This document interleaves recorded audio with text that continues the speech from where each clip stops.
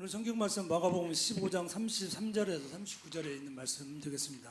한 절씩 교독하겠습니다. 제가 먼저 교독하겠습니다.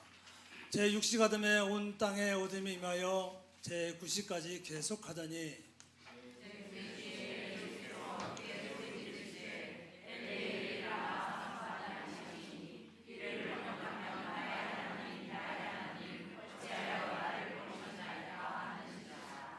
곁에 섰던 자 중 어떤 이들이 듣고 이르되 보라 엘리야를 부른다 하고 한 사람이 달려와서 해변에 신 포도주를 적시어 갈대에 깨어 마시게 하고 이르되 사람이다 엘리야가 와서 그를 내려주나 보자 하더라.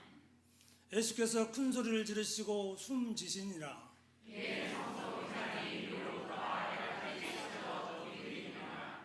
예수를 향하여 섰던 백부장이 그렇게 숨지심을 보고 이르되 이 사람은 진실로 하나님의 아들이었도다 하더라.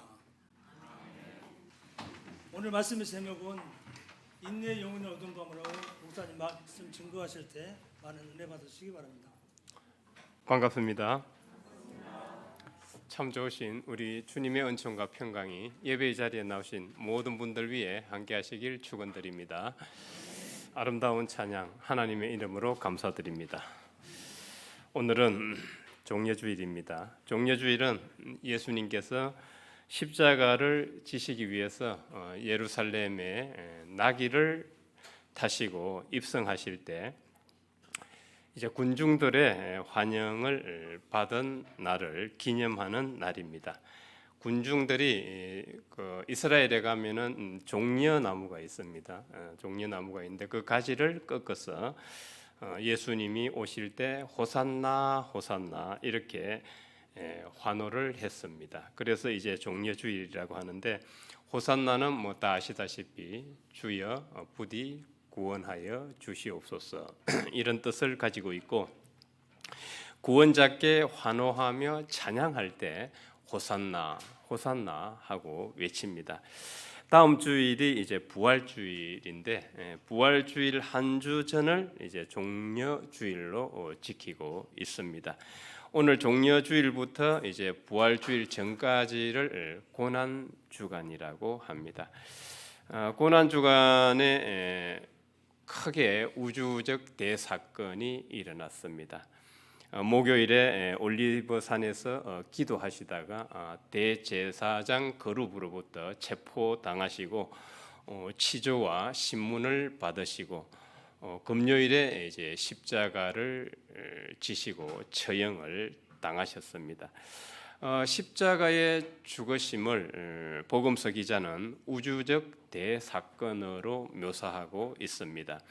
마태복음 27장 45절 이하에 보면 마태복음 기자는 주님의 죽으심을 이렇게 묘사하고 있습니다. 온 땅에 어둠이 임하고 땅이 진동하고 바위가 터지고 죽은 자의 무덤이 열려서 성도들이 일어나고 성전 휘장이 위로부터 아래로 둘로 찢어져 나가는 이렇게 묘사를 하면서 예수님의 그 십자가 죽으심은 우주적 대사건임을 강조하고 있습니다.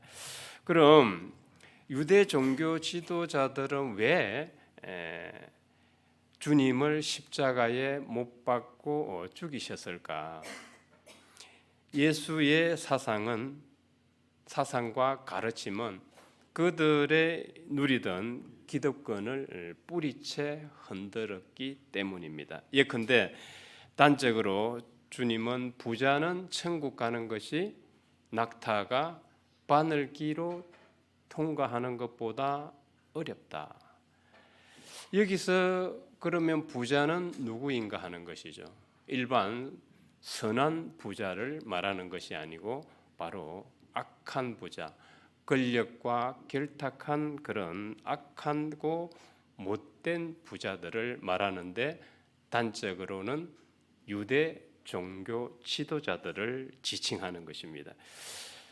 이들은 실제로 돈과 권력을 다 쥐고 있었고 유대 종교 사회 경제적 특권 계층이었습니다.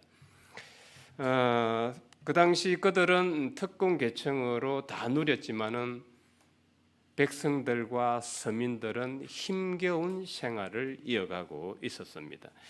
그 당시 서민 한 사람당 거의 30% 이상의 벌이의 30% 이상을 세금으로 냈다고 합니다. 예컨대 10,000원을 번다면은 33,000원 이상을 떼가는 겁니다. 그럼 남는 게 얼마 없게 되겠죠. 늘 마이너스 통장인 겁니다. 백성과 서민들은 지금으로 치면 마이너스 통장. 그러면 돈을 어디다 빌려야 되겠죠. 빌리면은 그 돈을 빌려다 쓰게 되면은 그냥 주나요? 또 거기에 많은 이자, 고리 많은 이자가 붙게 되고 늘 그냥 생활이 힘들게 됩니다. 그래서 복음서에 보면은 귀신 들린 자가 많이 나옵니다. 귀신 들린 자가 많이 나오는데 성경학자들은 신약학자들은 귀신 들린 자 중에서 귀신 들린 채 하는 사람들이 많았다고 합니다. 왜냐하면은 살 수가 없기 때문에 세금을 내고 일반적인 정상 생활을 할 수 없었기 때문에 귀신 들린 채 하면서 그렇게 근근히 하루하루 살아갔다는 거예요. 세금을 내지 않고. 참으로 저는 그 연구가 일리가 있는 분석이라고 생각을 합니다.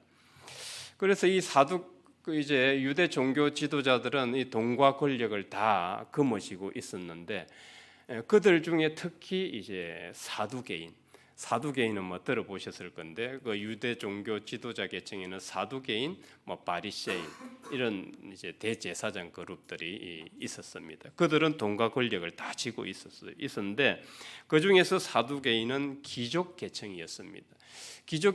거의 귀족 계층이었으니까 뭐 잘 먹고 잘 사는 거죠. 백성들을 수탈을 해서 또 성전을 이제 돈벌이 장소로 장악하고 있었습니다. 그래서 예수님이 요한복음에 보면은 성전 정화를 하시죠. 이곳은 아버지 집이고 기도하는 장소지 어디 매매하고 돈벌이하고 물건 파는 곳이 아니라고 하면서 성전 정화하는 그런 기록을 우리는 보게 되는데요. 이 사두개인들이 그런 성전에서 돈벌이하고 종교를 하나님 팔아서 돈벌이하는 사람들이었어요. 이런 사람들을 이제 예수님은 부자라고 지칭을 했고 천국에 못 간다고 하셨던 것입니다. 그 외에도 이제 바리새인들이 있었죠. 유대 종교 지도자 계층에는 특권 계층에는 그 바리새인들이 있었는데 그 바리새인들 역시 돈을 좋아했고 권력과 결탁하고 있었습니다. 명분상 그들은 모세가 준 율법을 지킨다고 지켰지만은 그들의 속은 악독으로 가득 찼다고 예수님이 비판을 하셨죠. 그래서 너희들의 행위는 다 외식하고 있다. 그래서 그 외식을 상당히 예수님은 나쁘게 보셨습니다. 그들의 모습은 이렇게 겉으로는 막 거룩한 채 하고 있었지만은 실질적으로는 돈과 권력을 쥐고 서민들과 백성들을 수탈하면서 자기의 기득권을 유지하며 잘 먹고 잘 살았던 것입니다. 예수님은 이런 못된 악한 부자들은 천국에 가기 어렵다고 비판하셨던 거예요. 결코 선한 부자들을 말씀하신 게 아닙니다. 그러면서 예수님은 가난한 자, 불쌍한 자들이 천국 간다고 하신 거예요. 참으로 이해가 잘 안 되는 부분이죠. 그러면은 가난한 자, 불쌍한 자들은 왜 천국을 가게 되는가? 왜 구원을 받게 되는가? 그들은 뛰어나서 그럴까요? 그들이 윤리적으로 선해서도 아니고 그들이 예수님의 의를 위해서 순교를 했기 때문도 아닙니다. 그들은 그 사회에서 찌꺼기 인생, 잉여 인생, 인간의 존엄성조차도 가지지 못했던 사람들이기 때문에 예수님이 그들을 불쌍히 여기셨던 것입니다. 가난하고 불쌍하고 유대 종교 지도자들이 불가촉 천민으로 여기고 죄인이라고 여겼던 사람들과 오히려 식사교제를 나누시고 그들을 돌보시고 그리고 그들을 고쳐주시고 했던 것입니다. 그래서 우리는 성경을 복음서를 잘 읽어보면은 예수님은 실제로 사회적 약자의 편에 서서 구조적 악, 구조적 죄와 맞섰다는 것을 우리는 봐야 합니다. 물론 우리의 개인적인 죄도 문제가 됩니다. 그래서 문제가 되지만 우리는 이 개인적인 죄만은 매일 용서해 주십시오 회개합니다. 좋아요.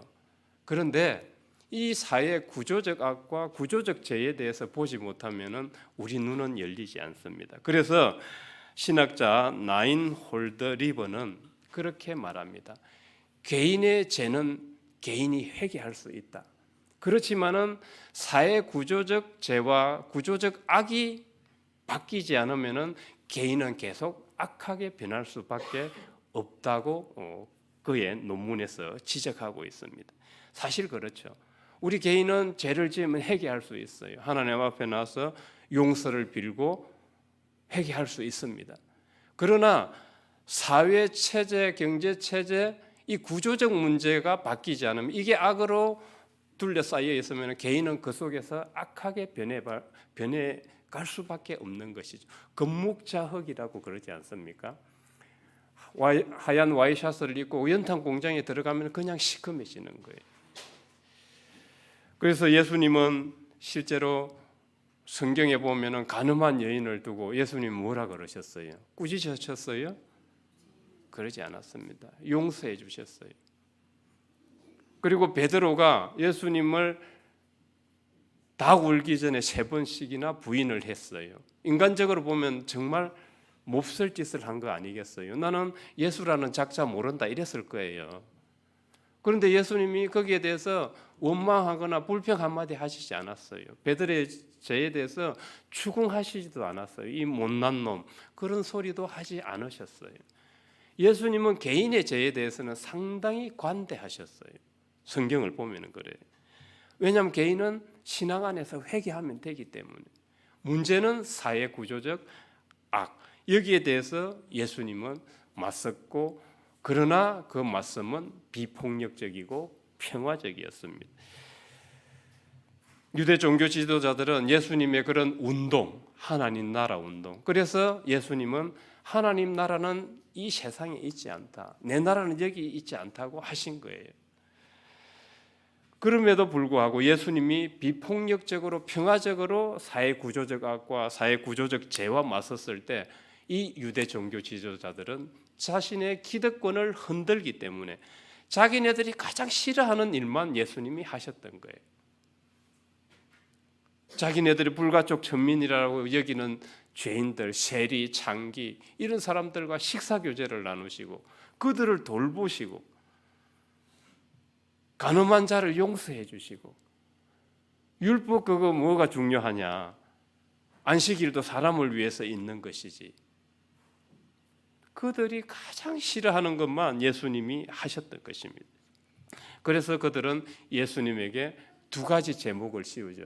하나는 성전 모독죄. 3일 만에 성전을 허물고 다시 짓겠다 그러니까 46년 동안 지은 성전을 허물고 3일 만에 짓겠다고 뭘 상징하는 거죠?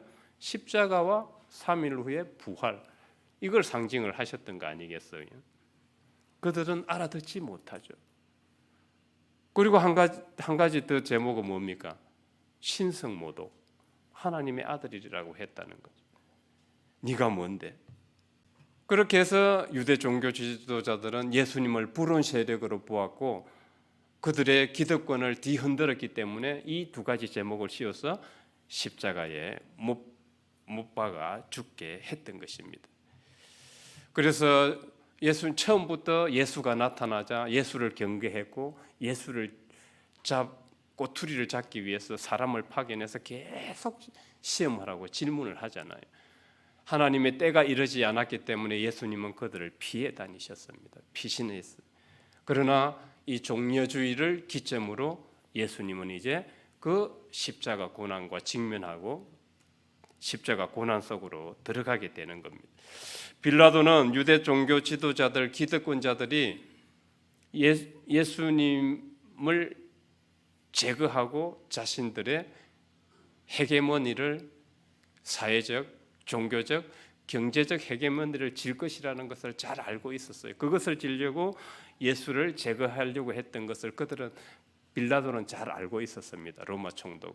그럼에도 불구하고 빌라도는 유대 종교 지도자와 야합을 하고 그들 편에 서서 주님에게 그 당시 가장 참혹한 십자가형을 언도하게 되었던 것입니다. 그렇게 해서 주님은 비아 돌로로사 십자가의 길을 걸어 올라가셨고 고통 속에서 골고다 언덕에서 십자가에 달리셔서 죽음을 맞이하셨던 것입니다. 유대 종교 지도자들의 강교함과 사악함, 사랑하는 제자들의 그런 배신, 빌라도의 거짓 판결, 로마 군인들의 그 모욕과 질시, 그들의 채찍질, 그러면서 주님의 살과 피, 그 채찍 보셨죠? 찍으면 살이 떨어져 나가잖아요. 그것을 보면서 더 쾌감을 느끼는 과학적 정신, 이상적 정세를 그런 것을 다 보시면서 모든 상황, 모든 사람은 일주일 전만 해도 며칠 전만 해도 호산나 호산나 하고 외치던 그 군중들이 십자가에 못 박으소서, 십자가에 못 박으소서 하면서 모든 것들이 주님으로부터 돌아서고 등졌던 것입니다. 주님의 영혼은 이 모든 것이 등진 상황에서 홀로 정신적, 육체적으로 신음을 해야만 했던 것입니다. 그래서 오늘 성경에 보면은 십자가상의 주님은 엘리 엘리 라마 사박다니, 나의 하나님 나의 하나님 어찌하여 나를 버리시나이까, 이렇게 처절한 슬픔과 고통 속에서 절규하셨던 것입니다. 이때 우주적 시간은 마치 정지되어 있는 것 같았습니다. 그래서 오늘 본문에서 마가는 정오 12시부터 오후 3시까지 온 땅에 어둠이 뒤덮었다고 표현하고 있습니다. 이 어둠이라는 말이 예수님의 그런 처절한 고통과 슬픔의 절규를 잘 말해주고 있고, 모든 상황과 모든 사람이, 심지어 사랑하는 제자들까지 예수님을 배신하고 등졌다는 것을 잘 표현해주고 있는 것입니다. 예수님은 홀로 영혼의 어두운 밤을 지나가셔야 했던 것입니다. 이렇게 하나님도 침묵하셨고 세상 모든 것이 주님을 등지고 있었고, 단지 주님의 영혼을 파고드는 그 고통과 절망의 절규만이 존재하는 시간이었던 것입니다.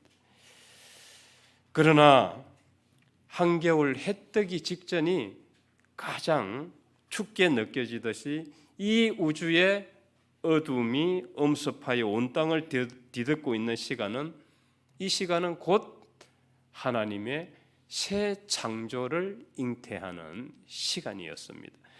그래서 우리가 여기서 질문해야 할 것은, 왜 죄 없으신 하나님의 아들이 고통을 당하시고 십자가 죽음을 당하셔야 했나? 그 길을 안 가시면 안 되었던가? 주님이 십자가를 지셔야 했던 이유는 바로 하나님의 새 창조를 위함이었습니다. 하나님의 새 창조를 마가는 오늘 본문의 말씀을 통해서 성소휘장이 위에서부터 아래로 찢어져 둘이 되었다고 표현을 하고 있습니다. 이것은 상당히 상징적인데, 구약시대 때부터 성전이 시작되었습니다. 모세가 이스라엘 백성들을 출애굽시킨 후에 시내산에 올라가서 이제 하나님으로부터 성전 건축 지시를 받게 됩니다. 그리고 하산해서 이제 성막을 짓게 되는데 그 성막의 구조는 크게 뭘로 나뉘죠? 지성소와 성소로 나뉘게 됩니다. 그 지성소는 대제사장이 1년에 한 번 회개하고 몸을 깨끗이 하고 목욕 제기하고 마음과 몸을 씻고 그 지성소에 들어가서 민족과 백성의 죄를 회개하였습니다. 그러면 하나님이 용서를 해 주셨습니다. 성소는 일반 유대인들이 예배드리는 장소였습니다. 그렇다면 그 지성소와 성소를 가로막고 있던 것이 바로 휘장이었습니다. 그 휘장이 찢어졌다는 것은 대제사장이 하나님과 백성들을 중보하는 사람이었습니다. 그러면 주님의 십자가로 인해서 이제 그 중보자가 없어졌다는 것이에요. 이제는 예수님이 영원히 중보자가 되어 주신다는 뜻입니다. 그래서 성소 이장이 위로부터 아래로 둘로 찢어져서 둘이 되었고, 그때부터 이제 우리 인간 죄로 인해서 하나님과 단절되었던 이 관계가 영적으로 다시 회복되게 되는 것, 이 새 창조를 말합니다. 십자가와 새 창조는 그냥 일어난 것이 아닙니다. 인내를 통해서 이루어졌습니다. 하나님의 아들도 인내했고 하나님 아버지도 같이 인내했습니다. 그래서 토마스 할리크라는 신학자는 하나님을 기다리는 시간이라는 책에서 신앙은 인내 없이는 되지 않는다. 왜? 하나님은 숨어 계시고 나타나시지 않고 침묵할 때가 많으시기 때문에, 그래서 신앙은 인내를 필수적으로 전제하고 있어야 된다고 합니다. 그래서 인내 없는 신앙은 바로 무신론자다, 이렇게까지 표현하고 있습니다. 사실상 우리의 신앙을 되돌아보면 어떤가요? 뭐든 지금 자기가 바라는 대로 급히 이루어지길 우리는 고대하고 있습니다. 어쩌면 우리는 지금 기복신앙에서 벗어나지 못하고 있는지도 몰라요. 물론 우리는 인간이고 나약한 존재이기 때문에 하나님의 도움을 바랄 수밖에 없습니다. 바랄 수밖에 없습니다. 그렇지만은 거의 모든 것이 이 우리 신앙이 기복신앙을 바탕으로 하게 된다면은 이 신앙은 참으로 하나님은 그냥 맥가이버인 거예요. 모든 것을 해결해 주셔야 하는 맥가이버가 되는 겁니다. 그래서 토마스 할리크는 하나님은 침묵하고 계시고 그 침묵 속에 계시는 하나님을 우리가 체험하기 위해서는 인내가 반드시 필요하다고 합니다. 인내의 신앙이 없이는 하나님을 체험하기 어렵다고 강조합니다. 우리 한국 사람 성격 급하죠. 빨리빨리 신앙도 급하고 기도와 간구도 급하고 빨리빨리 기도 간구해서 빨리빨리 다 이루어져야 합니다. 우리 민족의 성격이 모든 것에 다 적용되고 있어요. 물론 빨리빨리가 나쁜 것은 아닙니다. 좋은 측면도, 우리 대한민국의 IT 산업을 발전을 이 민족성이 이끌었다는 말도 합니다. 많은 것이 있어요. 또 얼마나 좋아요. 저녁에 딱 전화 한 통이면 5분 10분이면 오죠. 그런가요? 거의 5분 10분이면 옵니다. 막 성격이 급하기 때문에 1, 2분이 그냥 얼마나 긴지 몰라요. 그럼 대번에 오잖아요.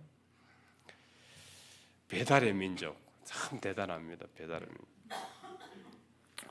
한국같이 빠른 데 없습니다. 다른 데 한번 외국 나가 보십시오. 정말 답답해요. 정말 답답합니다. 그러나 신앙에서는 인내가 있어야 합니다.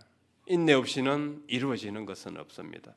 오늘 예수님도 그 십자가의 고난, 모든 것이 예수님을 등지고 있는 상황에서 예수님은 인내하면서 영혼의 어두운 밤을 지나셨습니다. 아버지는 그 영혼의 아들이 영혼의 어두운 밤을 통과하기를 같이 인내하고 계셨던 것입니다. 그렇게 해서 십자가와 동시에 십자가 죽음과 동시에 새 창조가 일어나게 되었고 우리는 이제 대제사장이라는 그런 육적인 중보자 없이도 하나님과 영적 관계를 회복할 수 있었던 것입니다. 저는 이것을 종종 졸탁동시다 그렇게 표현을 합니다. 바로 병아리가 알에서 밖을 나오기 위해서 밖을 향해서 쪼죠. 그 소리를 기다리고 있다가 그 어미닭이 그 소리가 나기를 기다리고 있다가 밖에서 그 껍질을 쪼아줄 때 이 껍질이 깨지고 새 생명이 탄생을 하게 되잖아요. 졸탁동시인 것이. 그래서 하나님의 침묵은 수수방관의 침묵, 무관심의 침묵이 결코 아닙니다. 하나님도 아들도 같이 동시에 인고의 시간을 보냈던 것입니다. 끝으로 그러면 어떻게 하면 우리는 십자가와 공명하는 신앙이 될 수 있을까? 왜냐하면 우리가 아무리 입으로 십자가를 외쳐도 십자가가 우리 가슴 속으로 들어오지 않는다면 우리는 주님의 현존 속으로 들어갈 수가 없기 때문입니다. 십자가와 공명하는 여러 가지 방법들이 있겠지만은 저는 생텍쥐베리의 그 어린 왕자에 나오는 방법을 소개하고자 합니다. 어린 왕자는 소혹성에 살고 있었습니다.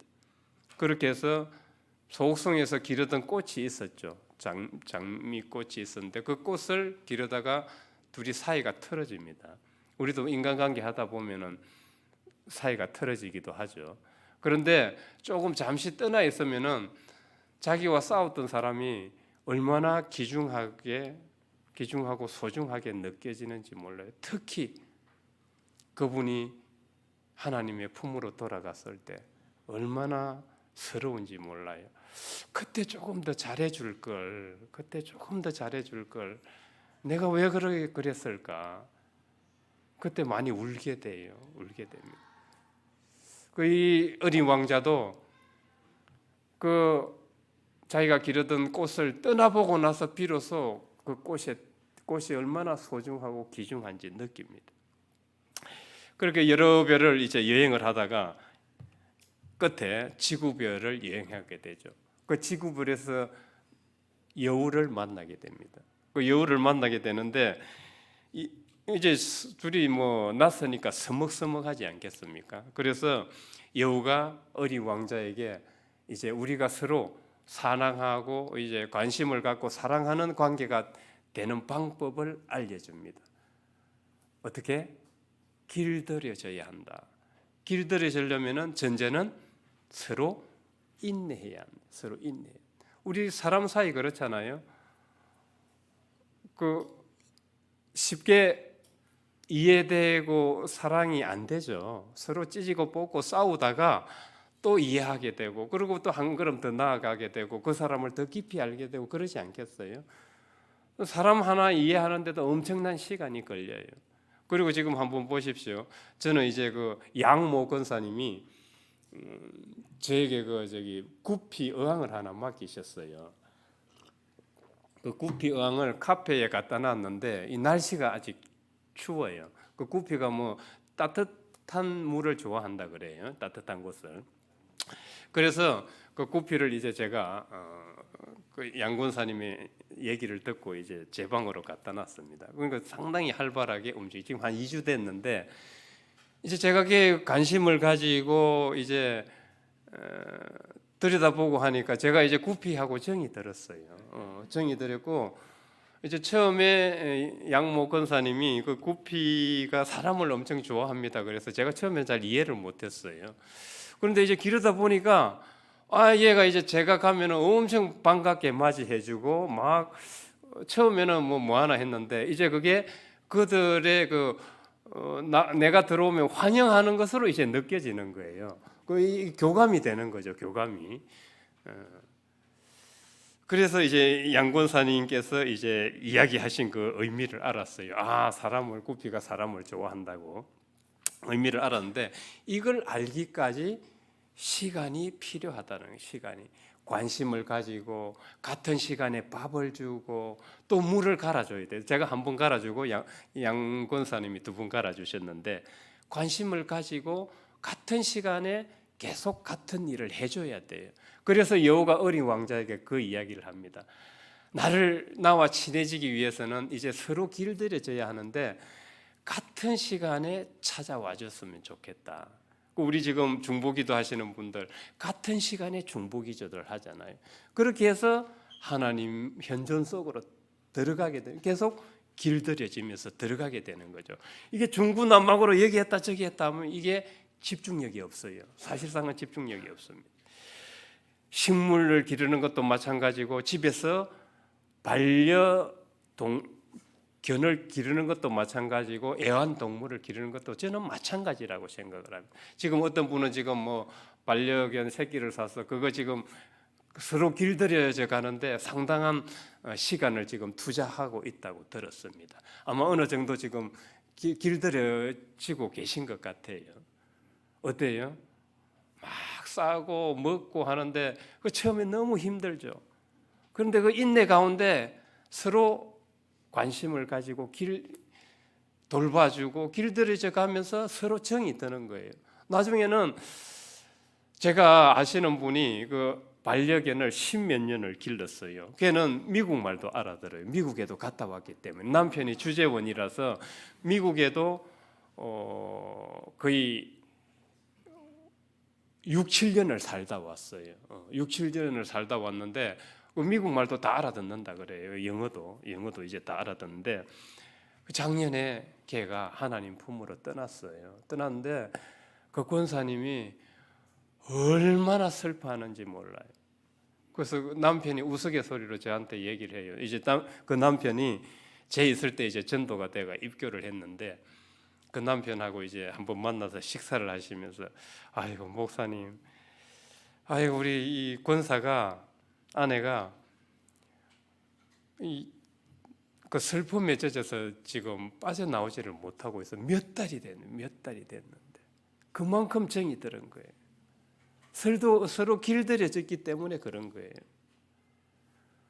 그 길들여지는 과정에서 얼마나 많은 인고의 시간이 필요했을까요? 우리는 이 어린 왕자의 이야기가 우리가 십자가와 공명하는 신앙에 도움을 준다고 생각을 합니다. 정해진 시간에 관심을 가지고 계속 그 일을 반복해 보는 겁니다. 그냥 중구난방 이리저리 해서는 안 되고, 그럴 때 십자가가 내 마음에 들어오고 우리는 십자가를 통해서 주님의 현존 속으로 들어가게 됩니다. 전제는 인내가 필요하다는 것입니다. 때로는 신앙의 길에서 정말 절망적이고 고통스러울 때가 많습니다. 나는 왜 이런가? 하나님은 유독 왜 나에게는 이렇게 가혹하신가?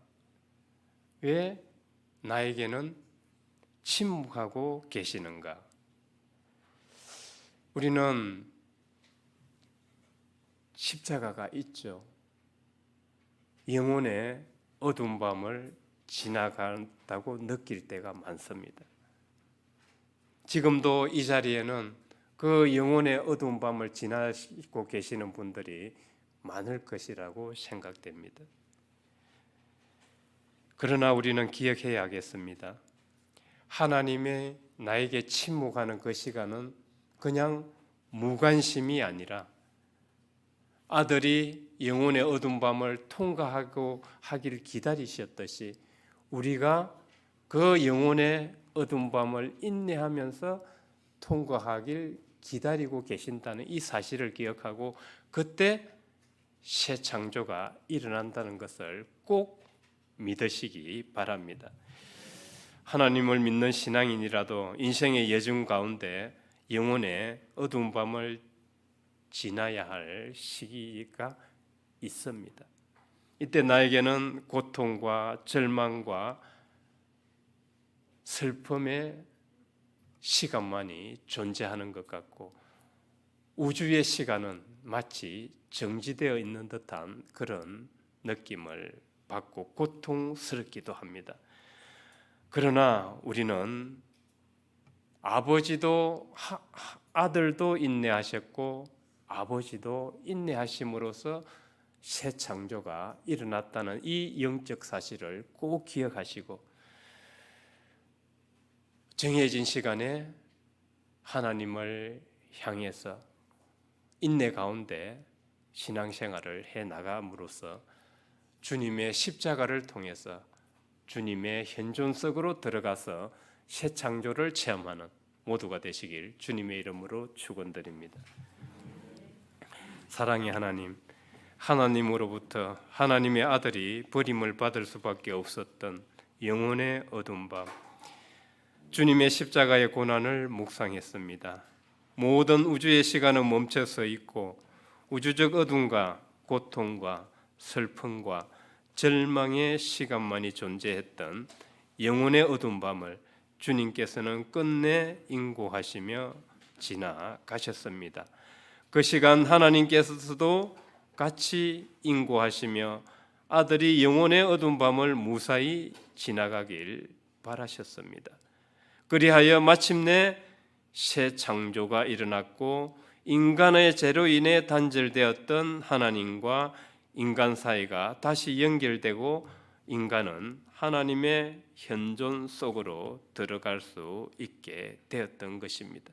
우리 각자도 자신에게 주어진 영혼의 어두운 밤을 인내의 자세로 주님의 십자가를 묵상하며 지나가겠사오니 성령으로 인도하여 주옵소서. 그리하여 하나님의 놀라운 새 창조를 체험하는 신앙인들이 다 되도록 도와 주옵소서. 예수 그리스도 이름으로 기도드립니다. 아멘.